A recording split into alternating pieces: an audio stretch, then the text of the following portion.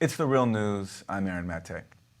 The U.S. has played a vital role in the Saudi war in Yemen since it began 2 years ago.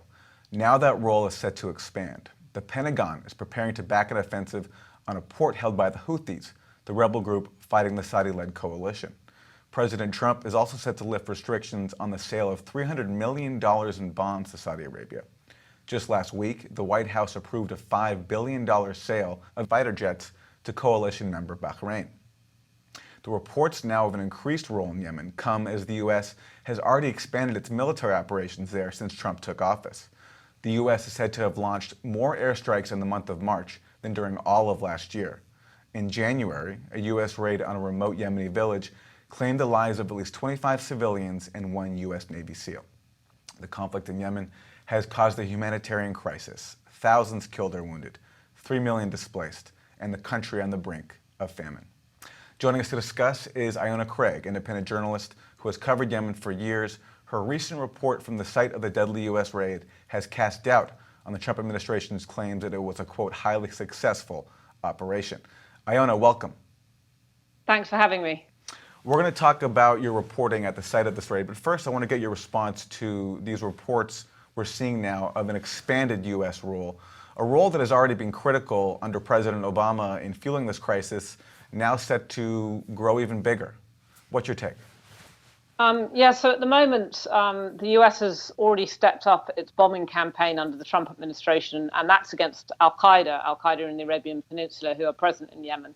But in addition to that, it now looks like the US government is looking to step up assistance to the Saudi-led coalition. It has previously been obviously selling weapons, helping with logistical support in fueling the fighter jets, which is quite crucial.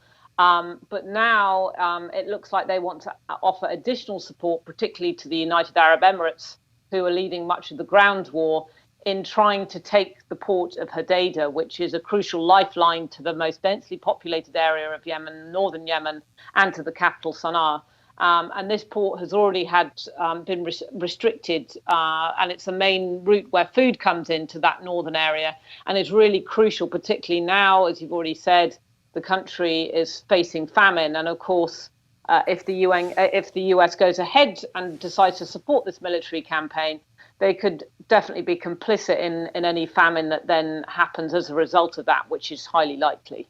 Can you explain the dynamic here where you have the U.S. on the one hand waging a drone campaign against Al-Qaeda, but at the same time now they've been supporting and are set to expand support for the Saudi-led campaign against the Houthis, and the Houthis have also been fighting Al-Qaeda. Right, so at the moment, in effect, the US government has been fighting both sides, if you like. Al-Qaeda has found itself on the same side as the Saudi-led coalition in several areas, and I've seen them fighting on the front lines against the Houthis. And the Trump administration has been quite outspoken about wanting to sort of chase down Islamic extremism, and that seems to be playing out now. We've seen this in a massive uptick in US, not just drone strikes, but airstrikes by fighter jets, naval bombardments. In fact, in the last 5 days, they've been bombing one province, both from the sea, by drones and by fighter jets for 5 nights in a row. Just last night, there was 3 different provinces bombed in Yemen. But on the other side, the Houthis, the Saudis' whole reason for getting into this war really in Yemen is they see the Houthis, who are supported by the former president, Ali Abdullah Saleh, but they see them as a proxy for Iran. They have certainly been politically aligned to Iran, but at the beginning of the war anyway, had very little, if any, assistance from Iran. There has been evidence of more of that assistance in very specific weapons, kamikaze drones, long-range ballistic missiles that they've been firing into Saudi Arabia. So it's become something of a self-fulfilling prophecy. But of course, the Trump administration has been very open about its sort of hawkish stance towards Iran, and are now, like the Saudis, appear to be conflating the Houthis with Iran. So it's potentially the US, are going to be putting into action a proxy war against Iran in Yemen, which is obviously incredibly dangerous. It puts at even greater risk the civilian population in Yemen, who are already facing the prospect of famine. But it also then, you're then relying or waiting to see really what the response will be from Iran, and will that response come in Yemen, or will that response perhaps come elsewhere in the region where both Iran and the US are involved, in places like Syria? So yes, I think it's a very troubling escalation if the US decide to get more involved, and could to lead to sort of absolutely disastrous consequences, particularly for the civilian population in Yemen. So that's a very key point. At first, when the Saudis launched this war with U.S. support 2 years ago, the claim was that the Houthis, who they were fighting, were an Iranian proxy. You're saying there was actually very little direct Iranian aid to the Houthis until this war stirred them into doing so with increasing frequency. What kind of aid are we seeing now from Iran to the Houthis? What it appears to be now is there's been a sort of accumulating evidence of them giving very specific military assistance, both strategically but also weapons. There have been research done tracing serial numbers of very specific weaponry that's been coming from Iran and then has turned up on the battlefield in Yemen. But probably most crucially out of all of those weapons has been ballistic missiles that, although Yemen already had ballistic missiles in its arsenal, long-range ones that didn't exist before, that the Houthis, Saleh forces have been using to fire into Saudi Arabia. So that obviously increases the threat to Saudi Arabia, and also the use of kamikaze drones. So these aren't weaponized drones. These are drones that are literally used and self-destruct when they're taking out radar, and used as a sort of to attack, which they had done already, ships in the Red Sea. They hit a Saudi frigate with a remotely controlled vessel. And so these kind of weapons, certainly the Houthis would have no capability of using or even acquiring. And they match the items that have been seen in Iran and are made in similar ways. And even the Houthi media has been producing images of this weaponry, which clearly indicates that they have come either been built by the Iranians or perhaps built on site in Yemen with Iranian support. Finally, Iona, when you go to Yemen, I imagine you speak to people from all sides. There are those who support the Houthis and former President Saleh, those who support the other side, the former president who's backed by the Saudi coalition.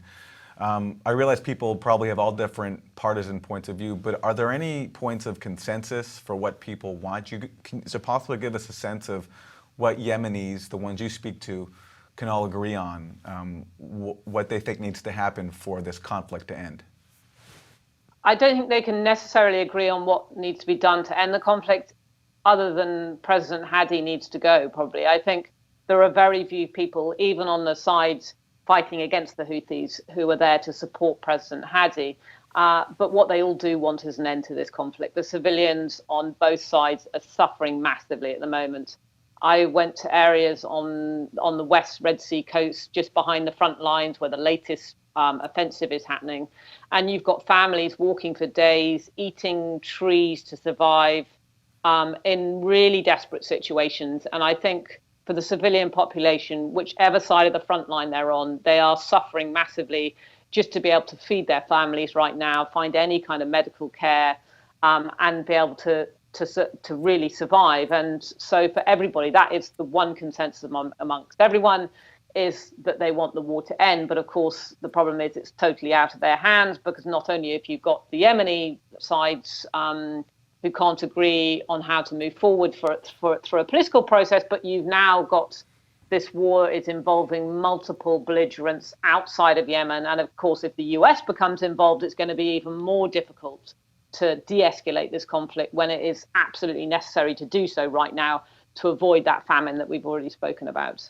When you say if the U.S. becomes involved, I mean, they are involved already. So are you saying that they threaten to massively escalate their involvement? I mean, they're already providing weapons and helping Saudis refuel. So how could they expand their role? Well, what appears to be on the table at the moment is direct involvement in the form of perhaps US fighter jets being involved on the anti-Houthi side, i.e. in bombing the Houthis, perhaps even special operation forces of US being involved in supporting the UAE in an amphibious landing. They did provide some support when the UAE did that, when they retook Aden back in the summer of 2015. But yes, this would be more direct involvement. And if that happens, of course, and you've got US aircraft, let's say, responsible for bombing the port of Hodeidah, which is a vital lifeline and food supply line for northern Yemen, then yes, they are going to be directly responsible for the people that are likely to starve to death as a result of that. So that's, it's more of an overt and obvious activity in the war rather than just making money out of selling weapons, fighter jets, and providing fuel to those fighter jets. It's where US military personnel are much more directly involved, and where US fighter jets and bombers are also carrying out air raids in Yemen. And knowing that the U.S. has animosity towards Iran, knowing that many figures in the Trump administration have talked about conflict with Iran, looking at Syria, which has been torn apart in large part because of the role of outside groups funding their various proxies, do you think Yemen threatens to turn into a Syria-type conflict when it comes to proxy war between the U.S. and Saudi on one side and Iran on the other?